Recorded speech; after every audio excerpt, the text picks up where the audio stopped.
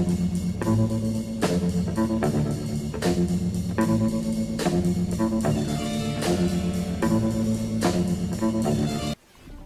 the mafia world, as imagined by Mario Puzo, author of The Godfather, there is a saying: never hate your enemies. It affects your judgment. Apparently, Democrat Godmother Nancy the Stiletto Pelosi failed to get the memo. Hate has so clouded her judgment that she recently announced the formation of a committee to investigate President Trump's Chinese coronavirus response. It's interesting to note that her latest effort to remove President from office is one which she and her underboss, Chucky the Cheese Schumer, ignored in favor of impeachment. In December, January, and early February, she and her collection of mental misfits were singularly, blindly, and relentlessly engaged in the impeachment hoax. While China burned with infection, Pelosi fiddled with the American body politic. During this time, the entirety of liberal progressives, Democrats, and much of the media played only one tune. Led by the Pied Piper, Adam Crazy Eyes Schiff, this gaggle of mafiosos ignored the looming pandemic and in so doing told us all to look the other way if you know what's good for yous. What has Trump done during this crisis that demands congressional oversight? He acted more quickly than any other world leader.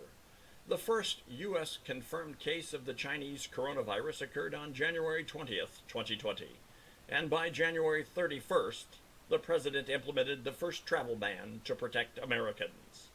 He then put together the greatest medical, scientific, industrial, and political team likely ever assembled. Trump began his single-handed war on the Chinese coronavirus when the Stiletto and Mayor Bill His Honor de Blasio were actually telling their constituents this illness was no worse than the common flu and implored them to go out, live their lives, and not worry.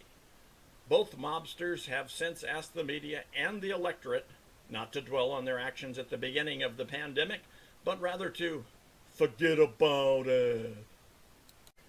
Trump, on the other hand, has tirelessly worked to stem the growth and tragic effects of this virus. He appears before the American people daily to express calm, compassion, and clarity amid the crisis. In this, he is neither a mobster nor a charlatan, as so many in the media and on the left assert. American politics today is too like the warring mafia society described in The Godfather. Brutal, vicious people whose allegiance to family is lord over all, never doing anything to diminish their power or wealth. Under the current atmosphere, each party bides its time in the minority until it can assume the majority, when they can seek revenge for all past instances of disrespect.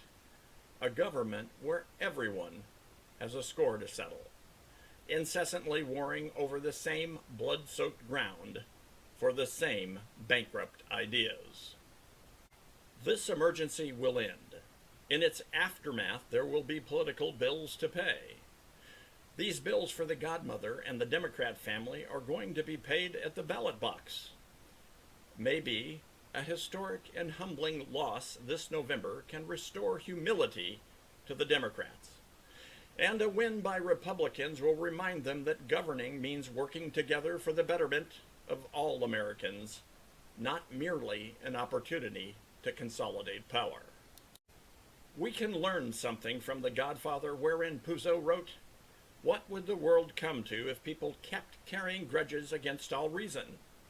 That has been the cross of Sicily, where men are so busy with vendettas, they have no time to earn bread for their families.